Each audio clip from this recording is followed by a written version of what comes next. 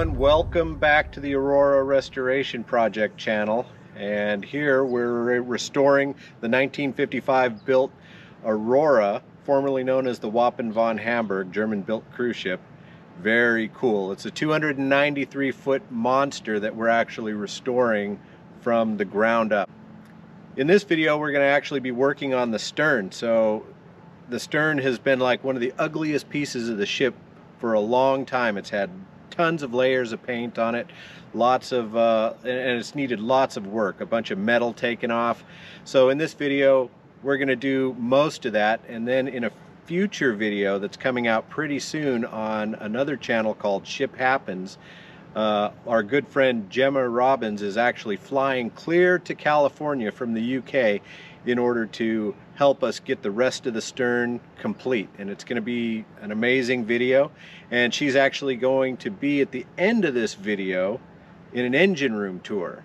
So stick around and keep watching, because the engine room tour on this vessel is a pretty rare thing. I don't give it to everybody. If you like what we're doing, please like and subscribe and share this video, and we'll keep moving forward and making more.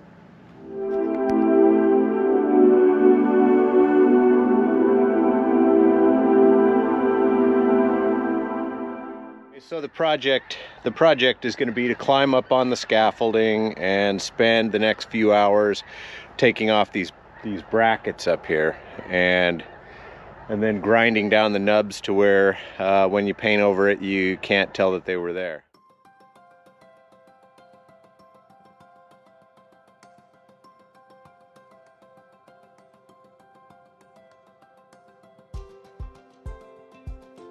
Judging from the crappy welds, it looks to me like it's something that's you know, someone put on for a purpose, maybe pulling water skiers. I don't know. But anyway, they're coming off today, and if they are a historic thing, then I will replace them with something else. I've cut part way through some of these things so far to make this video a little bit shorter, but I'm going to go ahead and start chopping again right now.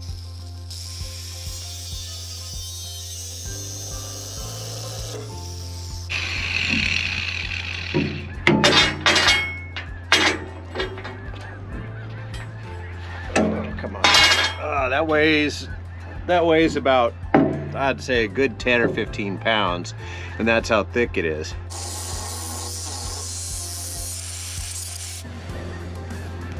Matter of fact, I'm a little bit sure there was that much holding it, so quite a bit holding it still.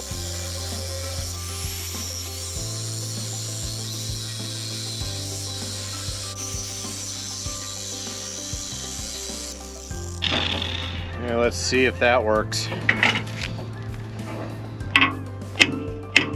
That worked. Just enough for us to ease it off.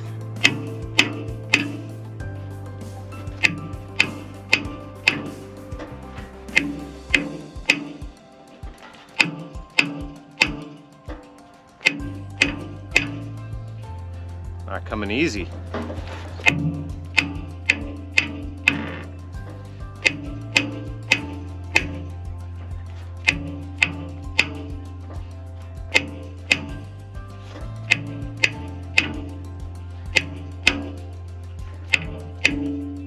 Go. Should be able to do this with my hand now.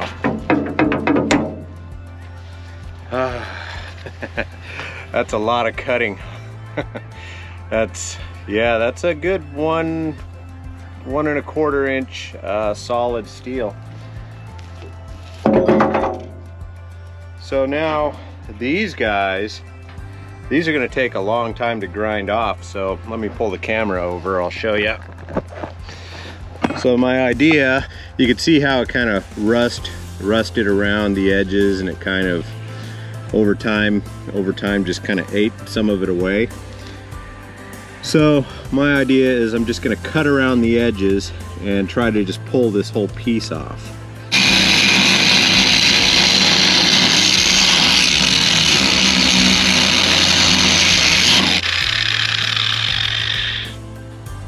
Someone really didn't want this to come off.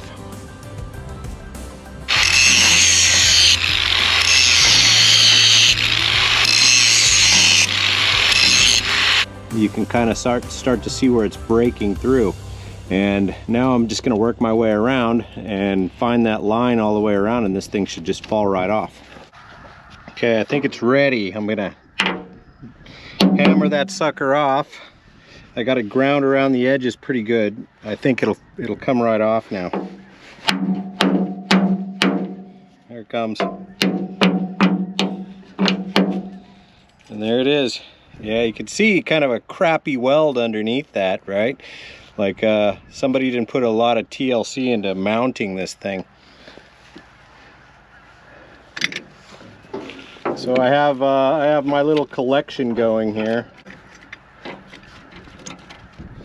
Here we go. Here's what we've cut off.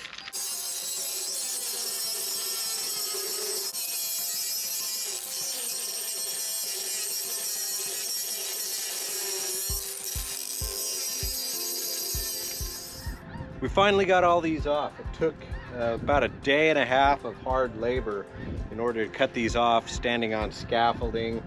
The welds were super thick. The pipes were they turned out to be 1 1/4 inch, and I'm happy to have them off. When things ran into that structure, it kind of pushed these things in a little bit. So every one of these things is pushed in, you know, 1/4 of an inch, you know, clear up to about a 1/2 inch in one spot. So we need to take either a sledge and bang them out on the other side so that we can smooth this out.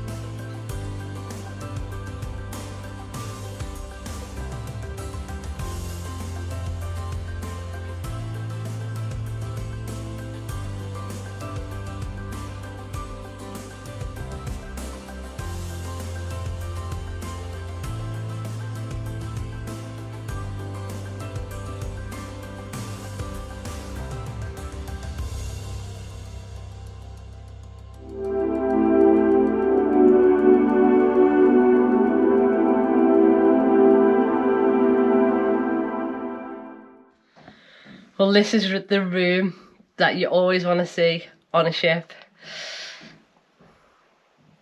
We won't listen to the sign, we'll just go in. We are going in to the engine room.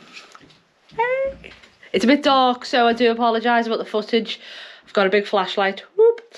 So it might be a bit grainy, but that's what life is on a big ship. It's like a dark and airy place, isn't it? So, and as we know, we went up the top before, and all the portholes at the top have been welded up. So let's see what we can see in the dark.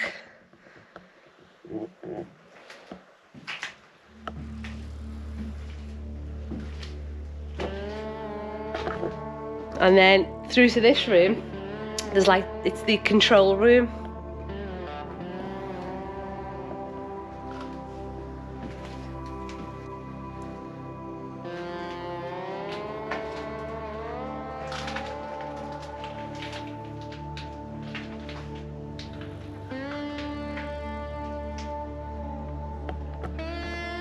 This is really, really cool.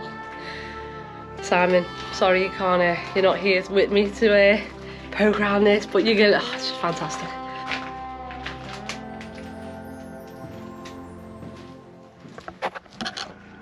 So the Maybach diesel generators actually run these giant motors, and the motors are actually in fantastic condition.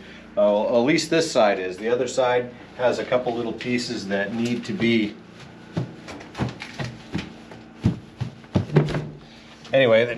dealt with, but if you look inside, everything is still in good order inside, top and bottom.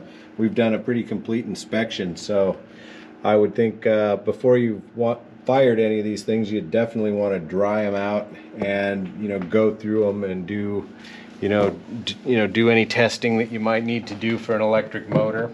And I think you'd have some good electric motors, but really, I don't think any of this running gear aboard, as cool as it is, and I think that it should, if you were going to restore this ship, I think that you would want to use all this just because for a historic aspect, but it doesn't make any sense. I think anybody else would put some, Fairbanks in here, some kind of a new motor that made sense and was, pretty good on fuel consumption.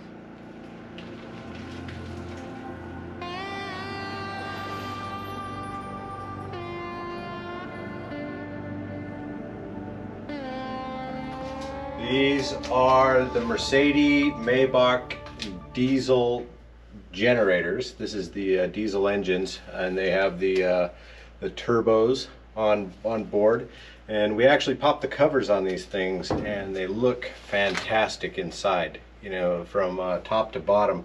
I don't really think that they're going to require a lot to get them operational again if we choose to light some of them up. And I think one of our goals is going to be to light up, there's actually 5 of these things, so one of our goals is going to be to actually be able to light up the center engine and be able to actually get the ship limping along at about 7 knots so that we could move it from place to place. And we did kind of a feasibility study on that, and it looks like we could do it. Of course, everything costs money, so nothing is going to be as simple as it sounds, but it would sure be nice to actually have this thing operational to where you could limp it around again.